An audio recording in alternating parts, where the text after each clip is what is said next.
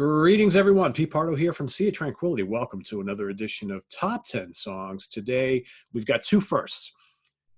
First-time guest, first-time covering a band on the show. So let me introduce to you a very, very, very, very old friend of mine who I've known for a long time. 40 years? At least, right? Almost. Chris Canzoneri, fellow music lover, old friend of mine, and today we're also going to tackle together on his inaugural show here on Sea of Tranquility, the Grateful Dead, a band that has been asked for numerous times. And I'm a fan. I may not be a huge fan. I'm certainly not a Deadhead, but I like their music quite a bit.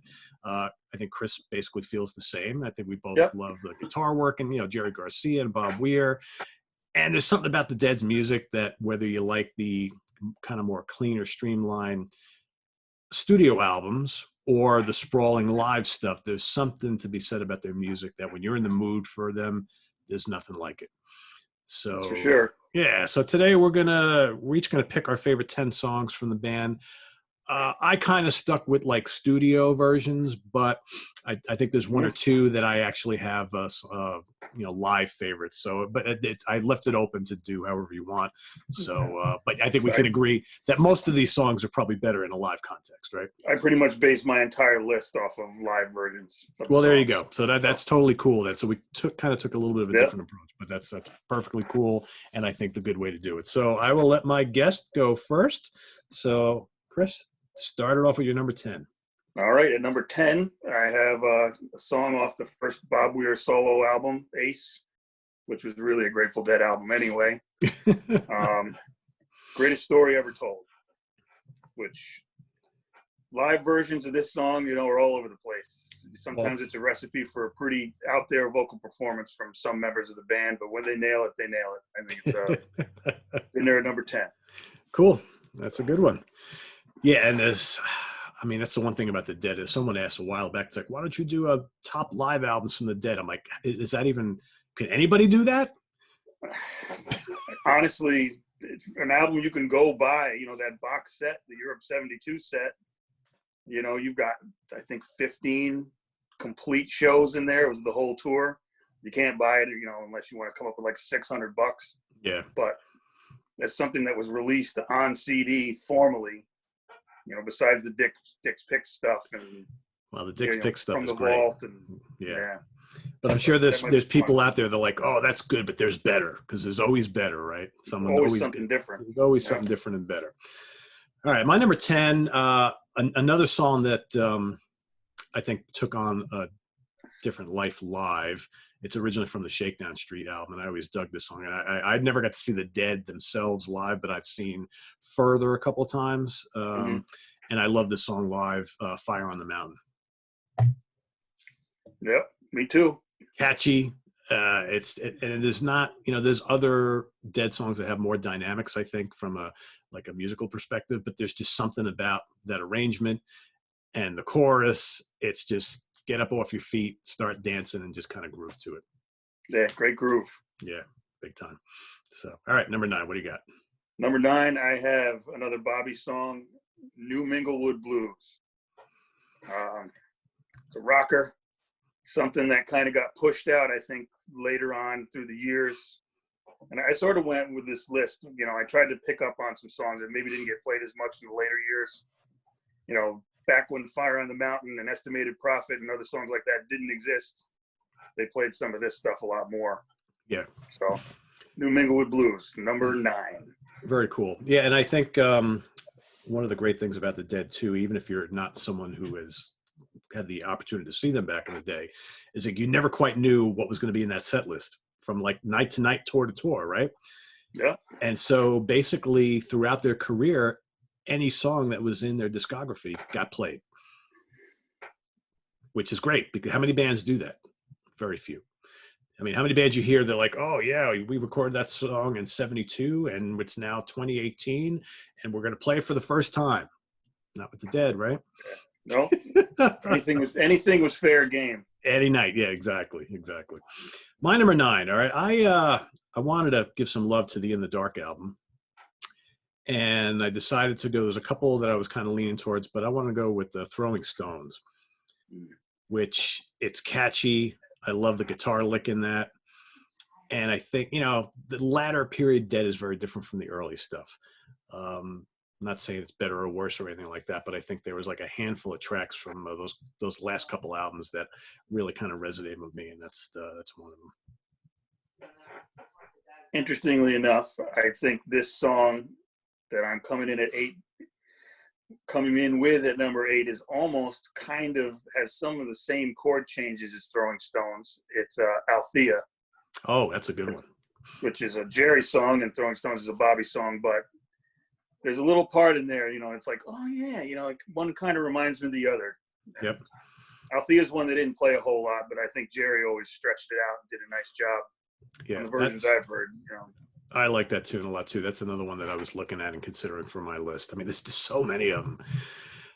I think, my, we'll get to the honorable mentions. I got a whole bunch of stuff sitting in there, but all right, my number 8, I had to throw this song in because it's from the first Grateful Dead album I ever listened to and actually enjoyed, because, there was a time where I wouldn't accept this band at all. When I was a very young metalhead, I was like, Grateful Dead, no way. But then I heard this album. I was like, ooh, that's actually pretty good. Terrapin Station Part 1, the big, long epic to close out that very fine album. I mean, a lot of people say that Terrapin Station was kind of like their prog album, but there's elements of funk in there, jazz and jazz fusion, good old rock and roll, psychedelia. And I think it's kind of the first time the Dead really did kind of like a real shiny, squeaky clean album. But it really works, I think. And there's a lot of adventurous playing on that album and that track in particular. Yeah, it was tough for a metalhead kid when you see all those skulls and all that imagery, and you're like, "Oh, these guys must be crazy heavy." And then you hear them for the first time, you're like, "Oh, okay." It's not what I was expecting, right? Maybe when I get to college. That's how it happened for me. I mean, when I got to college, I had a couple friends that were, had suitcases full of bootlegs, and it's like, oh, all right, I can dig it. That's how it happened with me. I mean, I just told the story yesterday on my favorite album in 1985, where I was talking about playing Yngwie Malmsteen's Marching Out album nonstop, living in a suite mate full of Deadheads. I mean, that's how it was for me. I had Deadhead friends all around me, and I had no choice but to, try to get used to this stuff. So, and I did eventually, So there you have it. All right, where are we at? Good open mind. Yeah, that's all you can do, right? All right, number 7, I'm coming in with Brown Eyed Women. Another early middle period song. Always enjoyable. It's on almost all those Europe 72 CDs. That was one they played almost every night. Yep. And I guess they've been dusting it off and doing it with Dead and Company lately, which is pretty cool. So I'm happy they keep continuing on in some faction or another. Why not, right? It made some people, all those people who paid all that money for Fare Thee Well tickets were upset. They're like, wait a minute. I went all the way to Chicago. I paid, $6,000 for this trip. And 1 year later, you're out here again with John Mayer. But I didn't go. It didn't bother me. Yeah, me neither. All right, my number 7. I'm going to go to my favorite Dead album, which is Blues for Allah. With and I you got to lump these two together, right? Help on the Way, Slipknot. You have to, right? It's basically one long track. You get the opening song and then the little instrumental Slipknot at the back of it. I dig that album, and I dig that song quite a bit. I actually have a couple favorites from that album, which we'll talk about again in a few minutes. But it's catchy, and then Jerry just like smokes on that album. That's again kind of like their like jazz fusion album almost, in a way. Yeah. Yeah. So. And great stuff, a lot of great live versions of those as well. Absolutely. All right, where are we at? Number 6? 6, yep. Okay. I'm sticking with the same album, Europe 72. I had to give a shout out to Pigpen. I'm going with Mr. Charlie. Oh, yeah, well, that's a classic, right? And that's a song that kind of really faded away after he died, so can never forget that guy or that song. That was definitely one of my favorites. Yeah, the Pigpen era was definitely special and definitely a little bit different. I think once he was gone from the band, I think they kind of shifted into different directions. But he was a character. Very important to the early sound of the band. Number 6 for me. How about I'll go to the Wake of the Flood album, Road Jimmy. Nice. Yeah, that's a great kind of emotional tune, and just I don't know. I further played that one of the times I went to see them. I was just like, oh yeah, just remember how much I kind of dig this tune. So, and then as I was putting this list together, I was like, yeah, it's got to be in there somewhere. So, and I like that album a lot. Also, I think Wake of the Flood is one of their like more underrated albums, I think. Mm-hmm. For sure. All right, number 5. All right, number 5. I don't know how you feel about cover songs, so I kind of waffled. I made a little tie at number 5 for 2 cover tunes. I went with Me and My Uncle and Mama Tried, which were another pair of songs that have kind of been dusted off lately by Dead and Company here and there. Love them both. I think Me and My Uncle was John Phillips. I don't know if he ever recorded that or not. And Mama Tried was a Merle Haggard song. So, and everybody's done that, but the Dead did it best. There you go. So why do you think that they're the current incarnation is like dusting off some of these kind of like rarities? Are they just for that? Maybe just, Bobby can play any song still. And, maybe they're looking for things for John Mayer to sing. I got to admit, I don't listen to every single Dead and Company show that comes into my, I have that archive.org account. You ever heard of that site? Oh, yeah. They just automatically fills up with whatever the latest shows are. So I always look at the set list and I see, they're busting out some old chestnuts. That's good though. Like I said, that's the way to do it. Because I think Dead fans are different than your standard rock fan who just wants to hear the greatest hit set time in and time out, right? Dead fans want to hear those little nuggets. That's what it's all about for them. And they're different from each other. You got people who don't ever want to hear, anything past In the Dark, I don't like Touch Heads and, stuff like that. And you got other people who grew up on that. So. Yeah, very true. Very true. My number 5, another album which I dig a lot, from the Mars Hotel. And I'm going to go with a fairly popular song from the band, I would think, Scarlet Begonias. Oh, yeah. Right, and that's pretty much called that a drop dead classic, I think, right? Yeah, that one was so popular, and I love it so much, I left it off the list. Chris, go for the anti-popular countdown here today. There were so many cuts I made that were so painful. It's like, listen, I'm going to avoid the really, really big songs and try to give a shout out to them in my honorable mentions. There you go. And I do that quite a lot with these lists. Today I got kind of like, it's like half and half, I think, here for me. But all right, the top 4, we're creeping up there. Yeah. All right. Number 4 for me, kind of a more traditional sort of country-ish song, Ripple. Oh, Ripple's great. Yeah. I think Ripple kind of led to sort of the Old and in the Way stuff that Jerry did or was born from it. I'm not sure which came first, but you had the mandolin going and some more traditional stuff happening, and it's just a great song, great lyrics. So number 4. Yeah, I dig Ripple a lot, and it's in my honorable mentions. I was just listening to that yesterday. I'm like, that's a great song. Well, another great live song, obviously. Yep. All right, number 4, I'm going to go with a really early one that to me I think is one of their greatest like psychedelic, well, maybe one of their couple of great psychedelic epics, from Anthem of the Sun. That's It for the Other One. I just love the kind of adventurous nature of that song. It's got all these like peaks and valleys, and Jerry's guitar work in that is just absolutely cool. And there's a vibe about that album and that song that I really like that I don't think they did on some of the other albums. And for me, that's the Dead at their electric psychedelic best, I think, for me anyway. So I know they have a lot of good ones, but that's my favorite from that album. And again, another favorite album of mine. So I have to admit, I don't know that song super well. Okay, you should listen to it. When we get done here, you should listen to it. It's a mind trip. Yeah, by this time tomorrow, I will. There you go. That for me, that song is as close as the Dead ever got to like space rock. Like they could get up there and jam with the guys from Hawkwind playing that kind of stuff. And they didn't do a ton of that, but definitely very cool song, very trippy song. So I had to put it on this list. I had to throw something from Anthem on here. And that's like nice. Tune up the album. So, all right, top 3. Cool. All right, number 3. I'm going with Loser. Another song live can wind up being, 10, 15 minutes long. They'll make a donut out of it and fill it up with something else and, come back to it often. But another great Jerry solo, happens almost every time. Oh, yeah. Great Jerry vocal. Got that lost and forlorn kind of thing going on.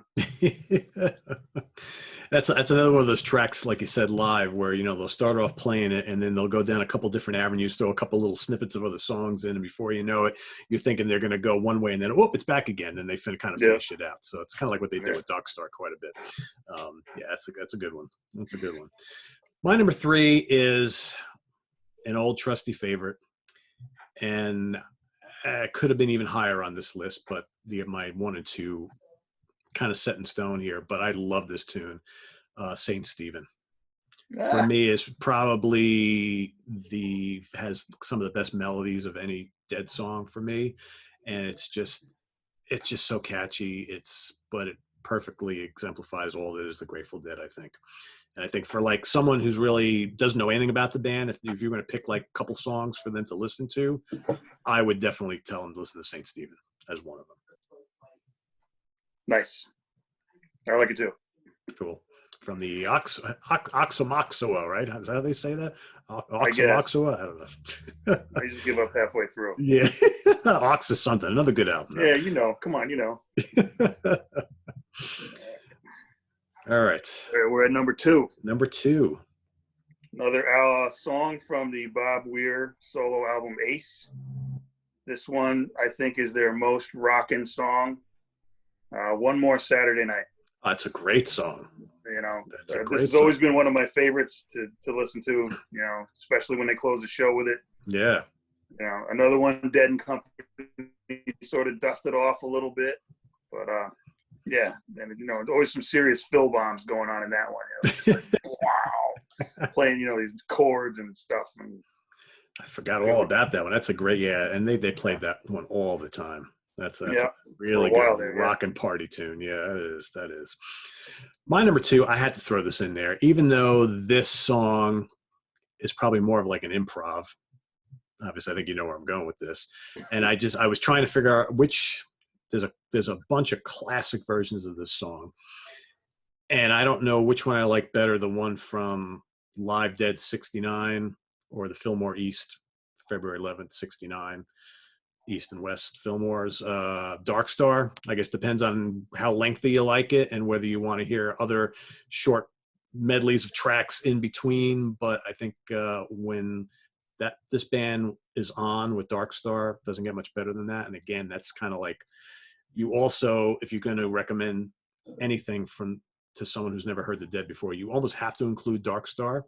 Sure. Yeah, because it's like, you can't just push like 3 or 5 minute songs on the uninitiated with the Dead, because that's really not what they're all about. So it's almost like, well, here's a couple, more formulaic songs, and then here's Dark Star, because you're going to get a lot of Dark Star and similar type things if you go and experience this band further. So, Dark Star for me is more Jerry Garcia insanity. And it's just that song changed night after night after night. I don't think I've ever heard any 2 versions that sounded at all alike. And for me, it's like one of the best kind of like improv, rock pieces that I've ever heard. I agree. Legendary, right? Always different. Yeah. Okay, we're at number 1. Da-da-da-da-da. All right, I'm going back to the same trough, that Bob Weir album Ace. Tell I like Bob. My number 1 Dead song is Black Throated Wind. Wow. Which, if you want to hear the definitive version of this song, I think it's still on YouTube. Bob does a solo acoustic version. It's just like him on a stool and a rug with a spotlight, and he bangs it out, and it's unbelievable. But it's my jam. Cool. You gotta send me a link to that, because I gotta check that out. I haven't seen it in years, so it could be gone, but if I get it to you, I will. All right, sounds good. My number 1, I'm gonna go back to black. Back to Blues for Allah, for a little Franklin's Tower. Ah, killer song. I love it. I love it. And, when they played live, I'm trying to think, there's a bunch of really good live versions that I have on various live albums. Like I have a Dick's Picks that I don't remember which one it is that has a spectacular Franklin's Tower. I love the album version too, because I dig that album a lot, but that's when I saw Further, one of the times I saw Further, they played that. And I was just like, wow, this is just great. Again, great in studio, even better live. And there's just some great passages in that song that just really do it for me. I love the vocal melodies and, of course, stellar guitar solos and what have you. So that's my number one. That's my number one. That was like the first song I latched onto in college when the guys started playing the bootlegs and stuff. Yeah, because it's kind of accessible, right? For Dead. I mean, it definitely is kind of accessible. But again, I think a lot of the stuff that I really have latched onto is more of the electric stuff that's, kind of more in the psych prog type of way, although I have some other stuff that's not really like that. But I dig when they get all experimental and go like off into the stratosphere. That for me is kind of what I dig about the Dead, although I like a lot of their catchier stuff too. So it all depends. Yeah, my list is almost all rock and roll songs. So. Yeah, right. Go figure. Go figure. Yeah, well. All right. You got some honorables? Oh, about 30. Like I said, I skipped the biggies, Truck and Casey Jones playing in the band. I Know You Rider, Scarlet Begonias, Bertha.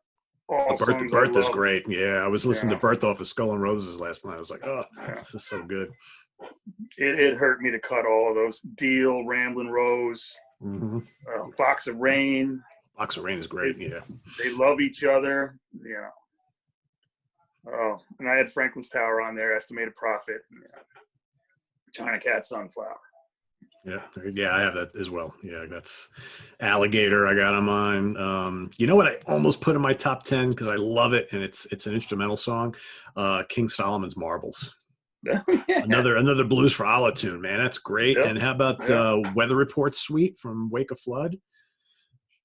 Don't know that one well at all. Oh, it's awesome. It's really good. Another one from my list. Yeah. Loose Lucy from the Mars Hotel. Sugar Magnolia. It's got to dig that. Sure. I also had in my list originally, and it got bumped, was I really dig the title cut to Shakedown Street.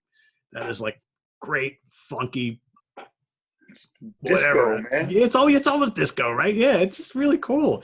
And another song that Further played, I think the last time I saw them at Bethel Woods, and Further launched into that. I was like, this is excellent. Everybody's up and just dancing around and shit, Yeah. Their version of Dancing in the Street. Yeah, exactly. Yep, exactly. What else? Wharf Rat, another great tune. West LA Fadeaway, Hell in a Bucket, another In the Dark tune. What else? Money from the Mars Hotel is another one good. I think you mentioned Estimated Profit. That's most of mine. I mean, Box of Rain I had as well. Oh, Mississippi Half-Step. Yeah. Mississippi Half-Step, Uptown Toodaloo. So many great tunes. It's funny because getting ready to do this show, I was just kind of revisiting a lot of the albums and listening to stuff, and I'm like, I wish it was like 85 degrees outside. And I wish it was the weekend so I can go sit outside and just play the Dead all weekend by the pool and drink beer, because that's kind of like what listening to the Dead is all about, right? That's what I did all Friday night. So you took full advantage. It was Saturday. Saturday? There you go. It was nice. Yeah. Yeah, it's like, so I'm going to do that the next, like kind of free day, like weekend day where I got nothing to do. And the pool's ready. Well, the pool's ready to go. It's just too damn cold. But that's what I'm going to do. I'm just going to play like a whole afternoon of the Dead. Going to have to happen. Sounds pretty good. Cool. All right. So there you have it, everybody. Our top 10 songs from the Grateful Dead. Thanks for watching. As always, in the comments below, list your top 5, your top 10, your top 20 Dead songs, or if you hate the Dead, how about the songs you hate the most? Whatever it is, put them in the comments below. Remember, there's no right or wrong answer here. We all have a lot of favorites, a lot of different favorites. As you can see, Chris and I, we didn't match any of them on this list, right? So that's just how wide this discography of this band is and how many great songs and what have you. So, Chris, thanks so much for joining on your inaugural visit to the Sea of Tranquility. Well, thanks for having me. You're very welcome. Don't go away, guys, because he's going to be right back. We are actually going to be doing some top 10 songs on one of our favorite Southern rock legends of all time, little Molly Hatchet. And we're also going to rank the catalog of fantastic technical progressive death metal act, Nile. So yeah, we're going to go from the Grateful Dead to Molly Hatchet to Nile. Doesn't get much more varied than that, right? Because we do it all here at Sea of Tranquility. And so while you're waiting, visit us on the web at www.seatranquility.org. We're on Facebook. We're on Twitter. Of course, we're here on YouTube all the damn time. Stay tuned for more zaniness with Chris Canzoneri. I am Pete Pardo. We'll see you guys soon. Take care.